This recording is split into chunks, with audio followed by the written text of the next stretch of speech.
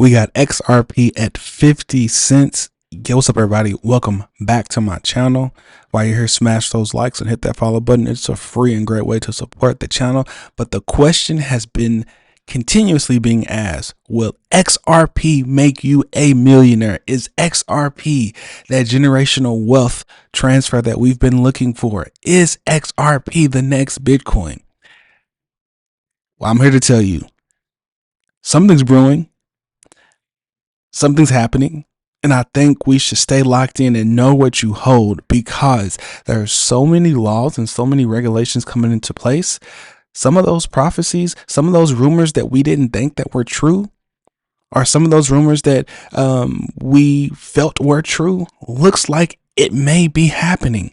Let's take a look at this video where someone talks about gold fixing and how there's a set price, and how the IMF and Bank of International Settlements have already fixed XRP at a set price. And this tweet was made by Mr. Edo XRP. Let's take a look at it. Let's watch and listen. When we talk about the price of XRP, we have to look at the debt. And central banks have an incentive to dissolve that debt right now. And they found a solution, which is blockchain. They actually are going to, in my opinion, based on the research, and also I can confirm this, that the International Monetary Fund has already agreed on a price before all this integration started to happen. So this was a few years ago. They agreed upon a price, and I got a lot of information from Linda P. Jones has a friend who worked at the Central Bank of Australia, and she said that they agreed upon a price, and it's in the thousands. And when we again talk about the XRP price, we have to look at the global debt, the incentive for central banks to dissolve global debt, in fact, also to utilize this source of liquidity from XRP to facilitate transparency and moving into the digital economy. This is what they're going to be using. XRP is a financial instrument to serve the global economy. When we talk about the price of XRP, and just like that, he talks about how XRP is going to be in the thousands. Well, here's the thing.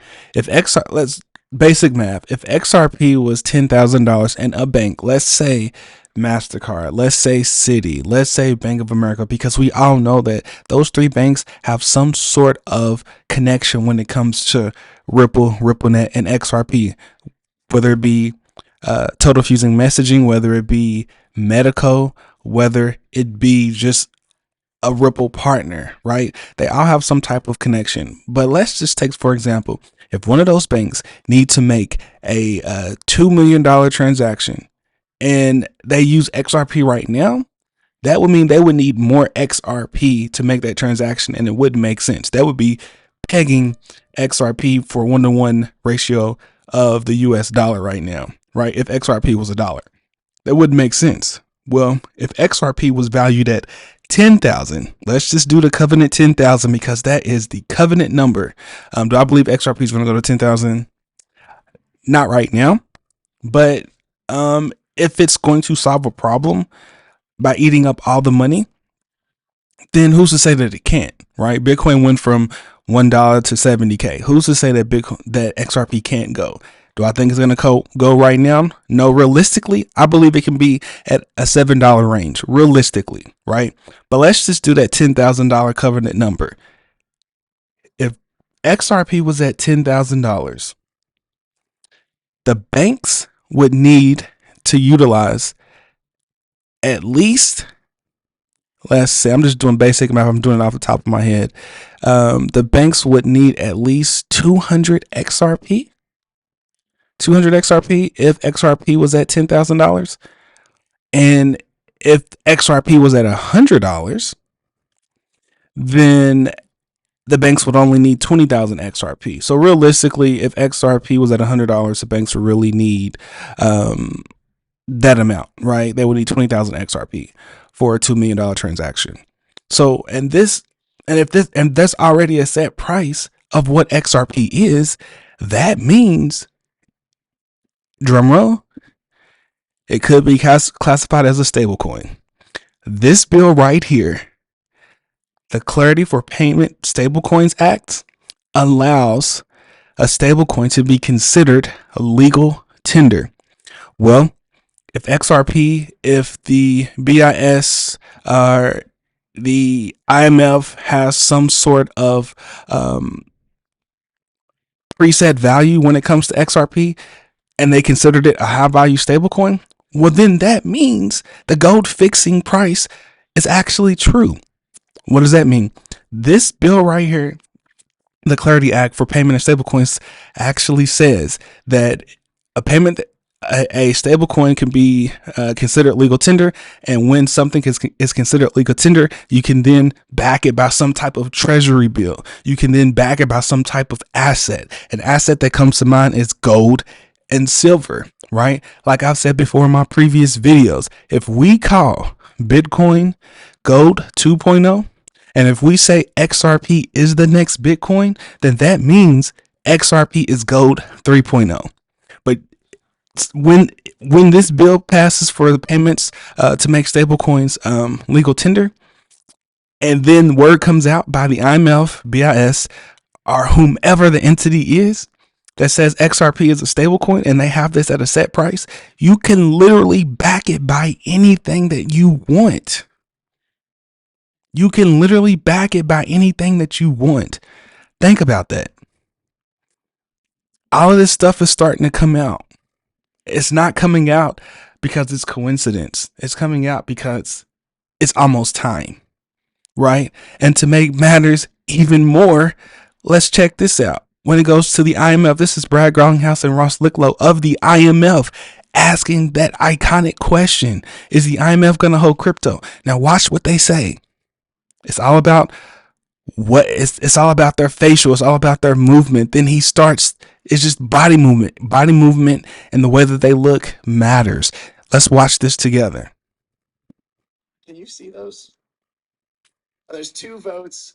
Let me try. Do you see IMF holding crypto assets in the future? Oh. Over here, that's easier. You want to take one? Go for it. The first one's for you. IMF. Do you see IMF holding crypto assets in the future? I did not put that up there. Remember, I'm from the legal department. I'm supposed to be very conservative about these things. I don't want to go into great details about the I think we stunned Ross into silence with that one. For that, Can you see those? So at the end, Ross Licklow says for that to happen, something has to be considered, guess what? Legal tender. And we know Bitcoin is considered legal tender in El Salvador. So technically the IMF can hold Bitcoin. But he does say something has to be considered legal tender. Now, if this comes out and actually goes through, right? I believe it's still in the stages. Please don't quote me if I'm wrong. I'm just throwing out the information. But if and when XRP is classified as a stablecoin, it automatically will be classified as a legal form of tender. And then that goes back to saying the gold fixing price for XRP to be set at a high value number would then be true. Because of what this man says right here. Their body languages mean things. It does. All right, moving on. Speaking of Ripple, okay, so of course, a few days ago on January 31st, maybe a little bit further back, January 26th, whatever the case may be, Chris Larson's account was hacked. His personal account was hacked. XRP was moved over. 213 million XRP moved over for 112.5 million. So there was this whole thing going on saying, why was this done? How was this happening? He needs to part ways with Ripple. Here's the thing. People's crypto gets taken almost every day from people. It's sad to say. It's true. Whether somebody was caught slipping, whether somebody was just doing something they wasn't supposed to be doing, it happens. But here's the thing. This was ironic that the clawback feature happened, got approved, and it's going to be implemented within 2 days. That allows federal regulatory bodies to go back in and claw back the features on the XRPL relating to XRP and other digital assets on the XRPL if there's some type of illegal or illicit activity. By theory, this hack attempt can be clawed back within a few days. But what caused it to happen? Was it because a misslip? Was it because he clicked on an ad? What was it? Well, I'm going to take a little step further, and this is my conspiracy hat. Take a little step further. But there is some hackers going around doing AI-generated fake IDs claim to pass crypto exchanges KYC are selling for $15. Could the Chris Larsen hack be attributed to an AI-generated fake ID? And if that's true, we have a world of evolving and a world of crypto security that we need to up, because AI is starting to take over a lot. And this says here, the $15 AI generated fake IDs are reportedly being used to fool crypto exchanges' identity checks, potentially giving crypto hackers and scammers a new edge. And it says here, a new service claiming to use AI, neutral networks, and generators to create fake driver licenses and passport has reportedly succeeded in passing Know Your Customer KYC checks on multiple crypto exchanges that cost only $15. Now let's think about this for a minute. Thing the AI generators were not accounting for is, guess what? The clawback feature. The clawback feature literally does exactly what it's designed and supposed to do.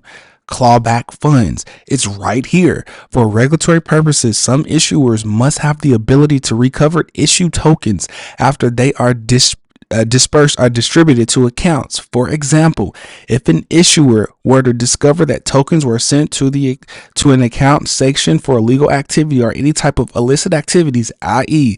a hack, i.e. Chris Larsen's personal account was taken and XRP was dispersed and exchanged to different funds, the issuer could recover or claw back the feature.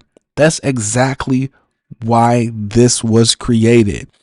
Now, in order for CBDCs to be placed on the XRPL, and in order for XRP to be considered legal tender, stuff like this has to happen. There has to be an issue, and then a resolution has to be given. There was an issue and a resolution was given in this clawback feature, even though the clawback feature gives off the vibes of it being centralized. At the end of the day, legal tender is centralized. And in order for something to be adopted, this has to happen. This has to happen. Now, this article goes off by saying that that the AI generators for $15 has successfully bypassed the KYC verification of the crypto exchange OKX using a photo of a British passport, the outlet generated with the site, where the ID appeared to be laid on a bed sheet as if a picture of it was taken. Absolutely insane. But there is indeed a solution to fix that. There is indeed a solution to definitely fix that. And like I said, y'all, this is a great time to where if you don't want to keep your crypto on an exchange, make sure you click the link in my bio. I'm a Ledger affiliate. Make sure you click the link in the bio. Not your keys, not your coins. I just wanted to let you know. All right, moving on. In some recent news, we got the Solana network has stopped processing transactions due to an outage. Not again, y'all. So Solana has been in the news a lot lately, some for good and some for bad, right? So the recent degradation of the network was the Solana mainnet beta. It was experiencing block progressions, and the block progressions were actually being halted. This is the second time that this has happened within a year, right? The first time that it happened previously was not an actual full calendar year, but it happened about April 2023, and it happened for 2 days. Now, I understand that Solana's trying to do a lot, but they're doing a lot right now in a bad way. I'm not trying to fudge your digital asset, but I'm just saying, like, eventually people are going to realize, hey, this network has been down multiple times. What is the real issue behind it? I wouldn't be surprised if we would eventually see a 51% attack or a double spin. Like, at this point, Solana has been down so many times, multiple times, and it hasn't even made what the 10-year mark, I believe. Like, so there is a lot. There's other digital assets that's been down too. Here's some. Bitcoin has been up for 99.98% of the time, where it was only down in 2010 and 2013. Then we have the Ethereum protocol that was down, that caused, not necessarily down, but it took down 8% of Ethereum's validators, that caused transactions to stop slightly. And then we have XRP. It was down November 29th, 2023, October 5th, 2023, April 26th, 2023, and they were out for a little bit, but it came back up. Litecoin has been up 100% since its inception. But yeah. All right, y'all, that'll do it for me. Please make sure you hit the like and the follow button. It's a free and great way to support the channel. Now, we will see sooner or later if the IMF or BIS has a set price for XRP. And if they do have a set price for XRP by way of gold fixing, then XRP will be classified as a stablecoin. Now, if XRP is classified as a stablecoin, then that means that XRP can be deemed a legal tender in the US. Now, if XRP is deemed legal tender, that means the IMF can then hold XRP because a country or a nation has deemed a digital asset a legal tender. Now, if it's deemed legal tender, back to this bill, you can then peg any asset, whether it be a treasury bill, whether it be something repurchase agreements, whether it be silver or gold, to XRP and the XRPL. Well, then that means we're calling Bitcoin Gold 2.0. And now we're saying XRP is the next Bitcoin. Then that means XRP is Gold 3.0. All right, everybody, that'll do it for me. Please make sure you hit the like and the follow button. If you made it this far, it's a free and great way to support the channel. We'll see you and everybody else on the next one. Peace.